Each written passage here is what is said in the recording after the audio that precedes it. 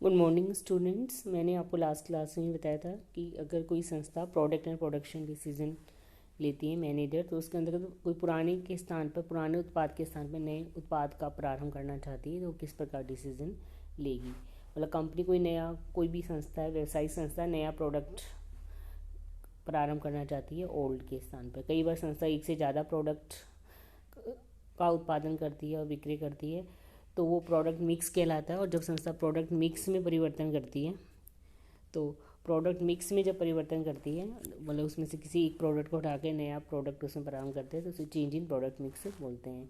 कई बार क्या होता है कि उपभोक्ताओं की रुचि में परिवर्तन के कारण, मार्केट में प्रतिस्पर्धा ज़्यादा होने के कारण, की गिरती हुई कीमतों के कारण या अप्रत्यक्ष लागत बढ़ती है तो लाभ कम होने की वजह से या स्थानापन्न उत्पादन के आने से तो संस्था किसी उत्पाद को निर्माण का बंद करने का निर्णय लेना पड़ता है। तो उसके स्थान पर जो कंपनी नया उत्पादन प्रारंभ किया जा सकता है। तो ऐसे में उत्पादन निर्णय लेते समय जो है संस्था सीमांत लाभ विश्लेषण के आधार पर निर्णय लेती है। इसको एक हम उदाहरण की सहायता से स्पष्ट कर सकते हैं। उदाहरण के लिए कंपनी 3 प्रकार के उत्पादों का निर्माण करती है, XYZ, और उसमें उनकी कॉस्ट गिवन है। मटेरियल एक्स की 18, वाई की 24, 30। वेजेस गिवन है per unit. Variables overheads given है, fix overheads per unit, total cost, selling price, profit, production units. ठीक है। अगर तो प्रबंधक एक वस्तु का उत्पादन बंद करना चाहता है तथा यह गारंटी देता है कि इससे शेष दोनों वस्तुओं का उत्पादन या बिक्री 50% बढ़ जाएगी। तो कंपनी जो है उसको वो किसी प्रोडक्ट को बंद करना चाहती है तो वह एक्स का उत्पादन बंद करना चाहता है क्योंकि इससे न्यूनतम लाभ अर्जन होता है। जैसे आप देख भी रहे, एक्स से जो लाभ है वो 8 रुपये है, वाई से 16 और जेड से 31 है। तो संस्था जो है वो एक्स को बंद करना चाहती है। तो क्या आप इस योजना से सिद्धांत है सहमत हैं? तो हमें बताना है कि क्या सहमत है। यदि हाँ कि बंद कर देना चाहिए और यदि हाँ तो क्या एक्स का ही उत्पादन बंद करना चाहिए, ये भी हमें बताना है इस क्वेश्चन में। तो डिसीजन किस प्रकार लेगी संस्था।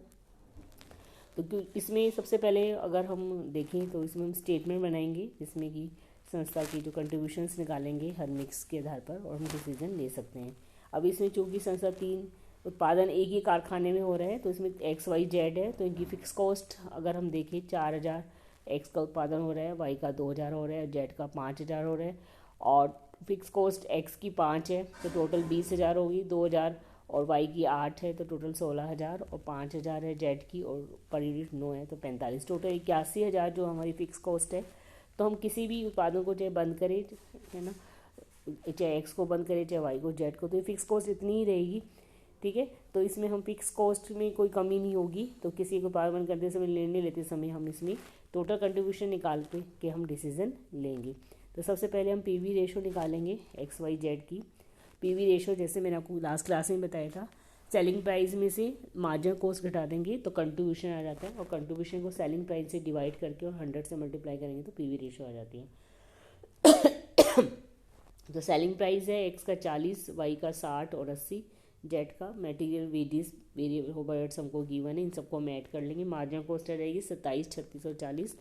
कंट्रीब्यूशन पर यूनिट आ गया एक्स का 13, वाई का 24 और जेड का 40। तो पीवी रेशो आ गई 13 को अगर हम सेलिंग प्राइस से डिवाइड करते हैं, 40 से 100 से मल्टीप्लाई कराते हैं तो एक्स की आ गई 32.5%, वाई की 40% आ गई और जेड की 50%। अब हम कंपैरेटिव स्टेटमेंट बनाएंगे, विभिन्न अल्टरनेट्स देखेंगे हमारे पास अल्टरनेटिव क्या क्या अवेलेबल है और उसके आधार पर हम स्टेटमेंट बनाएंगे। तो सबसे पहले जब संस्था सारे प्रोडक्ट्स का निर्माण करती है, if all products are continued रखती है, तब संस्था का कंट्रीब्यूशन कितना है।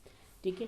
तो इसे number of unit sold x की 4 है, वाई की 2 है, जेड की 5,000 है। ठीक है। सेलिंग प्राइस 40, 60 और 80 गिवन है तो टोटल सेल्स निकाल लेंगे। सेल्स आ गई एक्स की 1,60,000, वाई की 1,20,000, 2000 को 60 से मल्टीप्लाई किया तो, और जेड की 5,000 को 80 से किया तो 4 लाख। पीवी रेशो ऊपर हमने निकाली है 32.5% है एक्स की, और इसको अगर हम सेल से मल्टीप्लाई करेंगे तो एक्स का कंट्रीब्यूशन कितना आ जाएगा 52,000।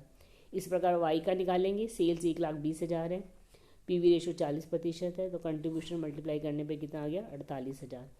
4 लाख है जेड के, 50% इसकी पीवी रेशो है, कंट्रीब्यूशन 2 लाख, टोटल 3 लाख आ गया। ठीक है। अब संस्था ने जो अल्टरनेट चुना है वो ये चुना है कि प्रोडक्ट एक्सेस डिसकंटिन्यू कर दो एक्स को। तो एक्स को डिसकंटिन्यू करने पर वाई और जेड की सेल कितनी बढ़ जाएगी 50% से बढ़ जाएगी। ठीक है। तो वाई की जो सेल है वो कितनी है 2000, 50% 2000 का 1000 हो गया, तो वाई की सेल्स कितनी हो जाएगी 3000 यूनिट्स। और जेड की 50% बढ़ेगी तो जेड की सेल्स है 5000, और 50% बढ़ेगी तो 2500, 7500 हो जाएगी। ओके ठीक है। और एक्स को हम हटा देंगे। और दो प्रोडक्ट है हमारे पास वाई और जेड, तो कंट्रीब्यूशन निकालेंगे वाई और जेड का।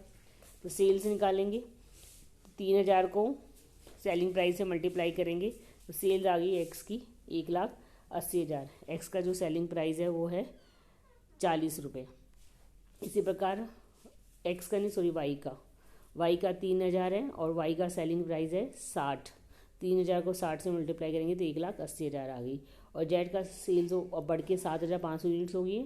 तो 7,500 यूनिट्स को जेड का जो सेलिंग प्राइस है वो कितना है 80 से मल्टीप्लाई करेंगे तो 6 लाख आ जाएगा। ठीक है। तो टोटल कितना आ गया 7,80,000 टोटल सेल्स। इस टोटल सेल्स उसके बाद पीवी रेशोज़ है, वाई की 40% है और जेड की 50% है। इससे कंट्रीब्यूशन आ गया वाई का 1,80,000, वाई की सेल है 40%, इसकी पीवी रेशो है। तो टोटल कितना हो गया 72,000। इसी प्रकार जेड का 6 लाख है और 50% इसका पीवी है, तो टोटल कंट्रीब्यूशन 3 लाख। तो टोटल कंट्रीब्यूशन 3,72,000 हो गया। ठीक है। तो अगर हम एक्स को डिसकंटिन्यू करते हैं तो हमारा प्रॉफिट जो है कंट्रीब्यूशन 72,000 बढ़ा है। इसका मतलब हम एक्स को कंटिन्यू कर सकते हैं। अब इस क्वेश्चन में पूछा है कि एक्स को ही कंटिन्यू करना चाहिए, तो अगर वाई और जेड को अगर हम डिसकंटिन्यू करते हैं तो उससे क्या संस्था के प्रॉफिट में फ़र्क पड़ेगा कंट्रीब्यूशन में। तो हम फिर एक बार वाई को डिसकंटिन्यू करके देखेंगे। तो वाई को डिसकंटिन्यू करेंगे, दो प्रोडक्ट रहेंगे एक्स और जेड। तो एक्स की जो सेल्स हैं वो टोटल कितनी है 4,000, 50% एक्स की बढ़ जाएगी। किसी भी प्रोडक्ट को हम कंटिन्यू करते हैं तो बचे हुए प्रोडक्ट की सेल जो है वो 50% बढ़ रही है यूनिट्स में।